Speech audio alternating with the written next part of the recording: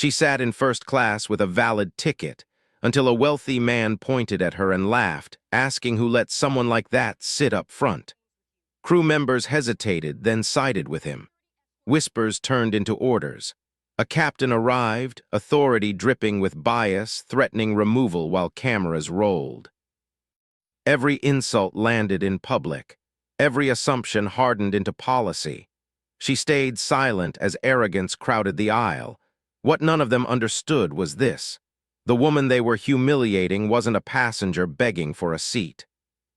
She was the authority that kept this airline alive, and their confidence was about to crash before the plane ever moved. The aircraft hadn't pushed back, but arrogance had already filled the cabin. Nia Reynolds settled into her first-class seat without ceremony, boarding pass tucked away, posture calm. 2 rows over, a man laughed too loudly. "You've got to be kidding," he said, pointing down the aisle. "Who put her up here?" Heads turned, phones lifted. Nia didn't move. The man, Grant Holloway, a donor whose name staff recognized, leaned into the aisle like a judge. "First class isn't for everyone," he added, savoring the pause. The first humiliation landed, public and unchallenged. A flight attendant approached with a careful smile. "Ma'am, may I recheck your boarding pass?" Nia handed it over, wordless. Grant smirked. "There it is," he said. "People sneak upgrades all the time." Murmurs rippled. The attendant scanned, hesitated, then scanned again, buying time. Grant reclined, satisfied. "Told you." Nia's silence irritated him. He leaned forward. "You should thank me for catching this before takeoff." The second humiliation stacked neatly, assumption dressed as help. The attendant stepped aside to call the cockpit. Grant raised his voice. "We're all waiting," he said, gesturing around the cabin. "This delay is on her." A few passengers nodded. One whispered, "Just move her." The third humiliation arrived, the crowd's consent. Nia met no one's eyes. She stared ahead, breathing steady, as if counting something invisible.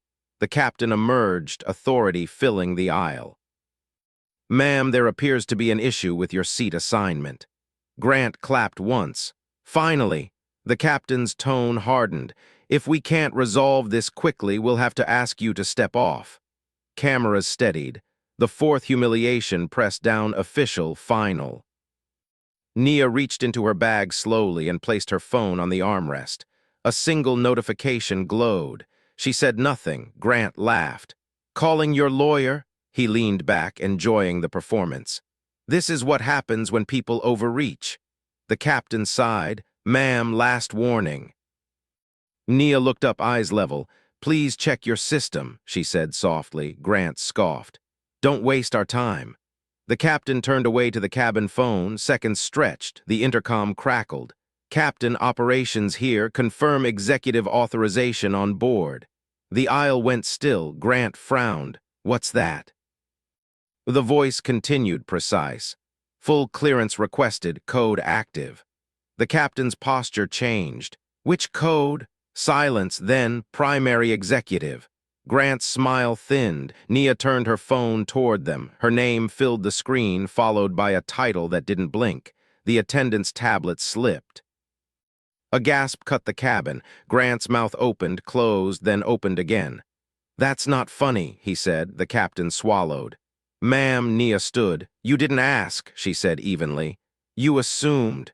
The intercom spoke again. "Proceed under her authority." The captain nodded, small and sudden. Grant tried to recover. "Look, I didn't mean anything by it, just a misunderstanding." Nia stepped closer, not crowding. "You demanded my removal," she replied. "You questioned my right to be here. You called it a favor." Grant's confidence leaked away. "I didn't know who you were." Nia's voice sharpened just enough to cut. "You shouldn't need to." Passengers whispered. Phones kept recording. The captain cleared his throat. "How would you like to proceed?" Nia didn't raise her voice. "Ground the aircraft," she said. "Debrief the crew within 24 hours." She turned to Grant. "And remove him." Grant sputtered. "You can't ban me." Nia met his eyes. "I just did." The captain nodded again. Grant stood, hands trembling, scanning the cabin for allies and finding only lenses. Security arrived and waited, not near Nia but beside him. The attendant exhaled, shoulders dropping. As Grant shuffled toward the door, he tried one last line. "This airline needs people like me." Nia answered without heat. "It needs standards." Applause started somewhere near the window and spread, awkward then certain. Nia raised a hand and it faded. "Receipt everyone properly," she said. "Professionalism starts now." She sat back down, calm restored. The captain retreated, smaller than before. The aisle cleared. Minutes later, on the jet bridge, reporters shouted questions. Nia walked past them, eyes forward. Grant slumped on a bench, staring at the floor. Nia paused just long enough for the cameras to catch her profile. "You told me I didn't belong," she said quietly. "Belonging isn't permission, it's proof." She turned away and kept walking. Back inside, the cabin breathed again. The aircraft remained at the gate, engines quiet. Nia checked her phone, powered it off, and looked out the window at the tarmac she'd built systems to sustain. No anger, no speech, just a decision executed. "Take your seat," she said, not to anyone in particular. "This flight doesn't leave without respect." If that moment made your chest tighten, don't scroll past it.